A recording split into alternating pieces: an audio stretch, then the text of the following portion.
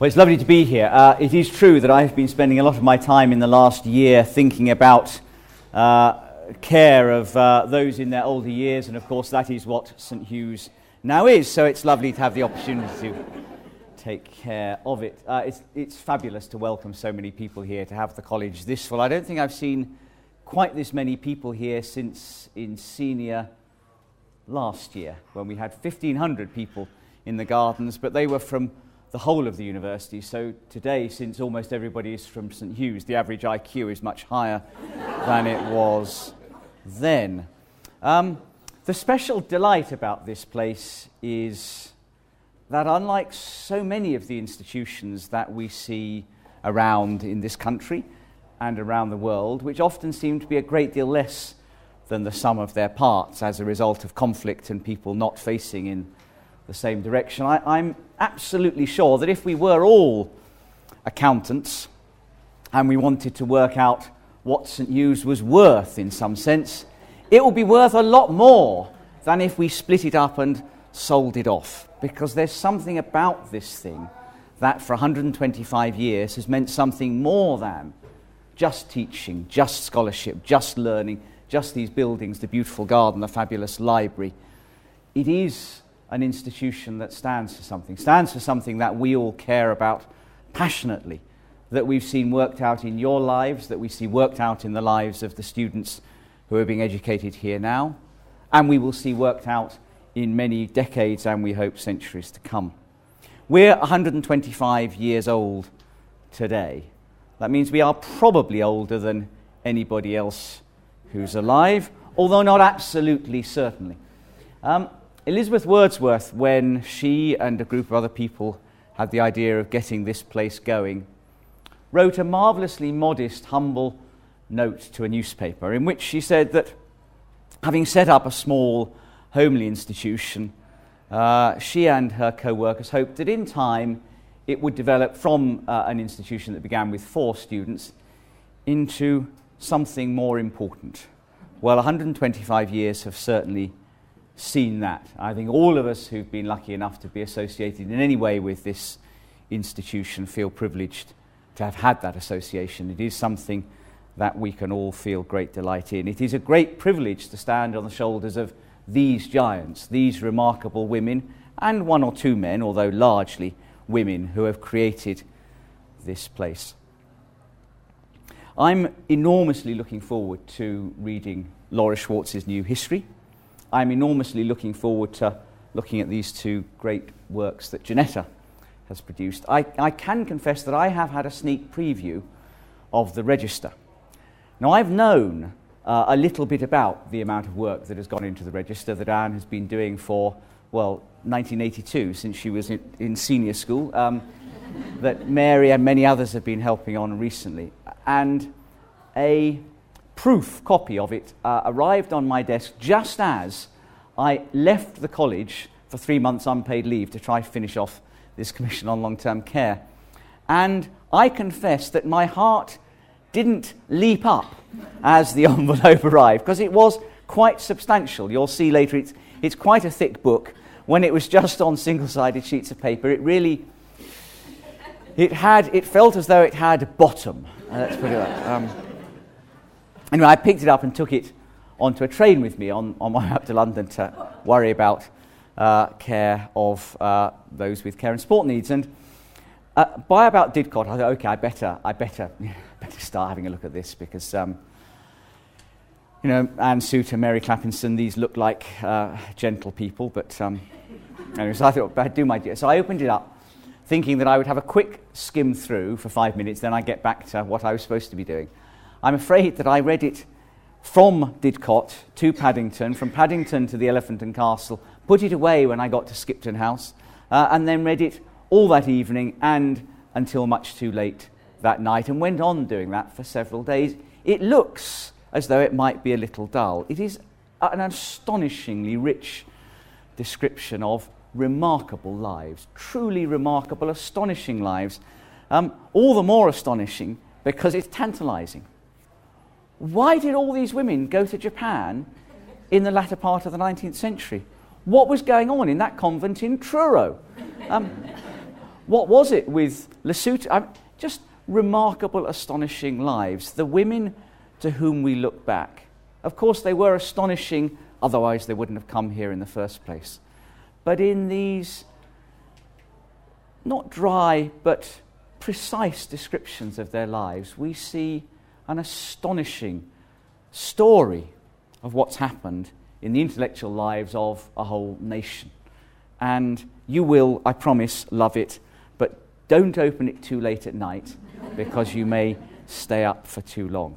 These things, all of these descriptions, recollections, narratives of what it is that the college has done, the new history, the register, these beautiful books, the oral history that's being collected today, the photographs that we see around here, the architectural history, all of them tell us something about this very, very special place.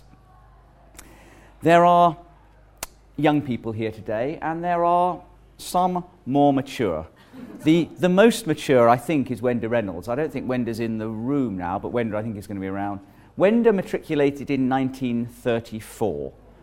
So the college's 50th anniversary took place in her third year.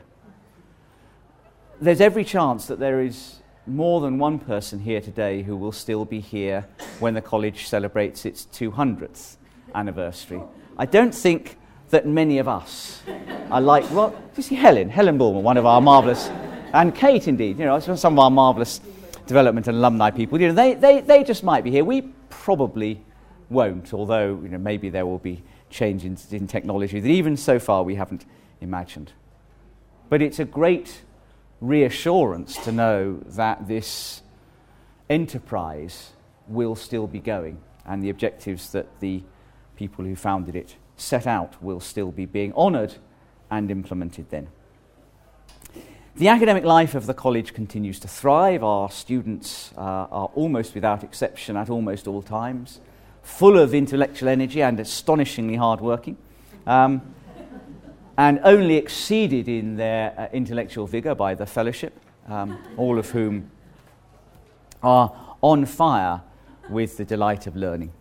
Now, I tease slightly, but only slightly. One of the things that I say year by year as the new students arrive is that now that they've come, they can stop pretending that they're cool, stop trying to wear the right clothes, and start celebrating the fact that we honour their nerdness.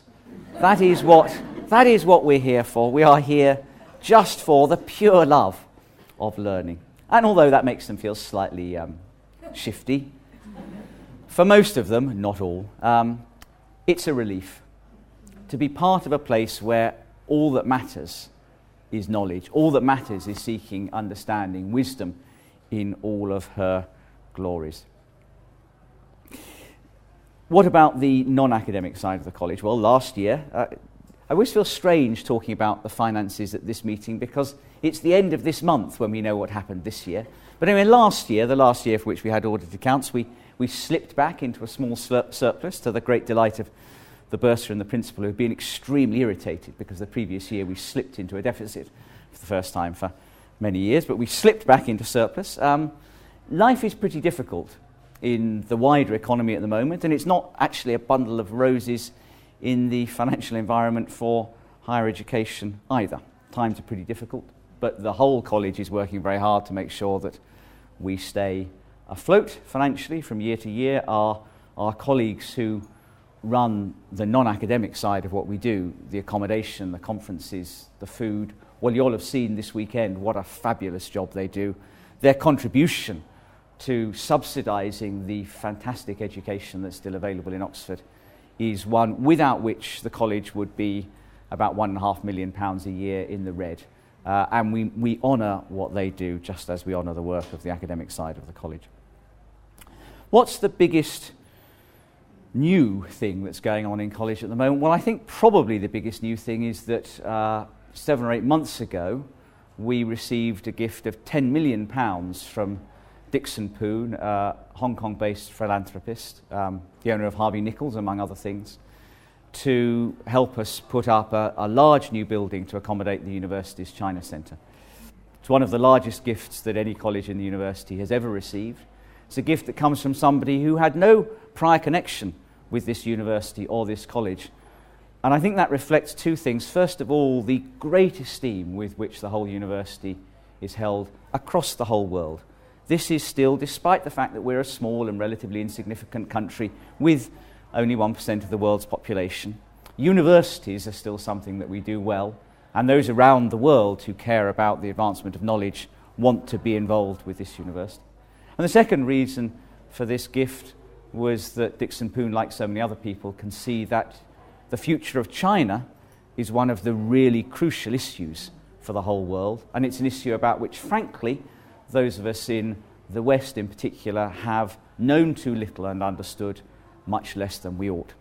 So for this college to be taking forward the study of China in all its richness and complexity is very exciting, and it does also mean that we'll have a building project to get underway in a little bit more than a year's time. We've had all kinds of events for senior members all over the country and indeed elsewhere outside this country over the last year. We've had a marvellous response to them, particularly as we move towards our 125th anniversary.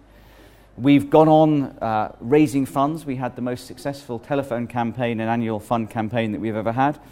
We now have more of our alumni giving back to the university than any other college, that is any other of the former women's colleges, and we're knocking up towards some of those old-fashioned former men's colleges, and we'll soon knock them off their perch. That's been tremendously encouraging for us. Later on this afternoon, we're going to be opening the new Senior Members and Fellows Garden.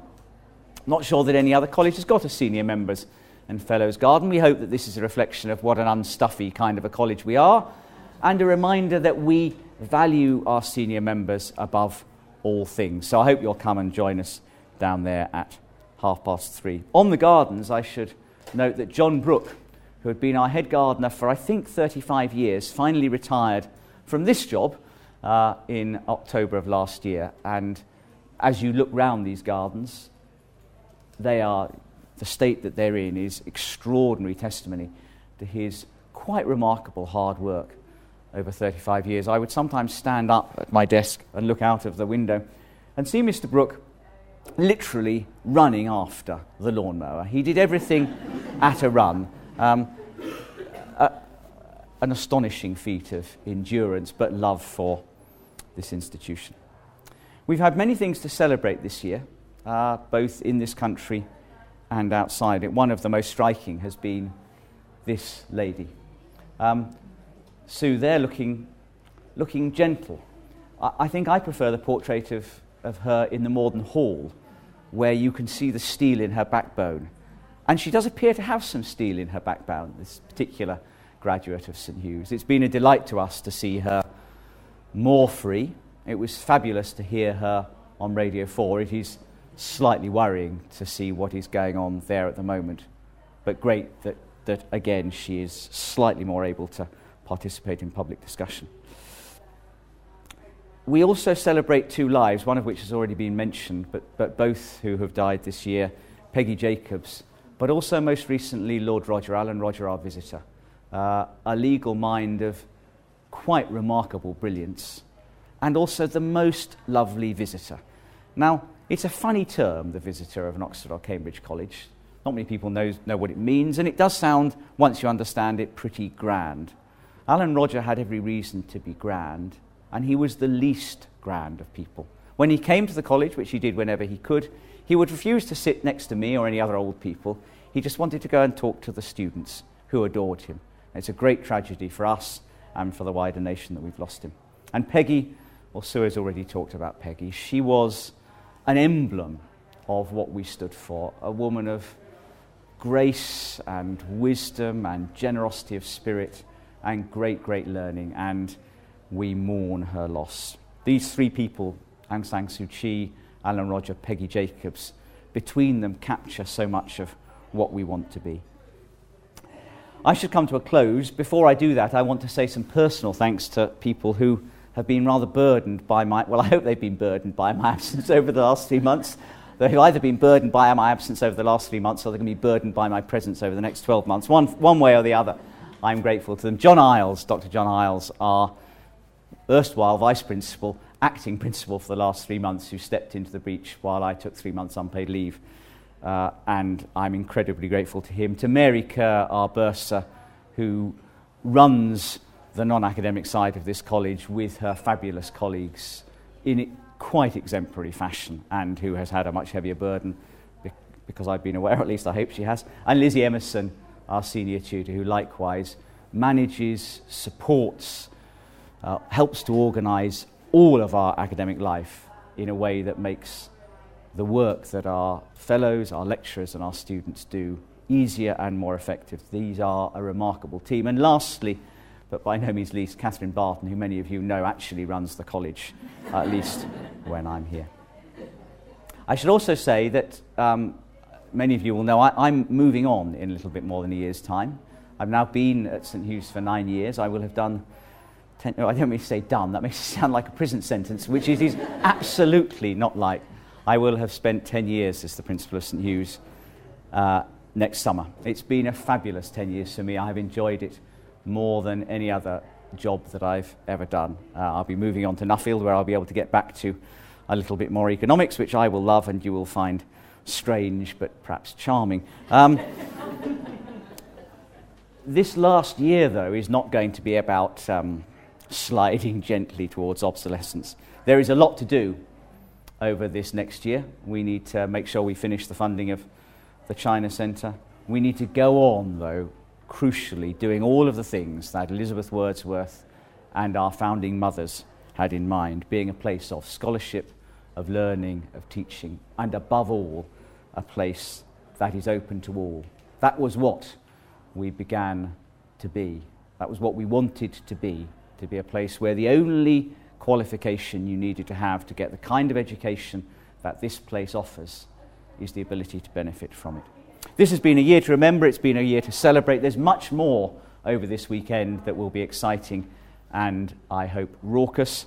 I'd like to thank Sue and all of her colleagues for all the work that they do, and all of you for being a small part of this fabulous institution. Thank you very much.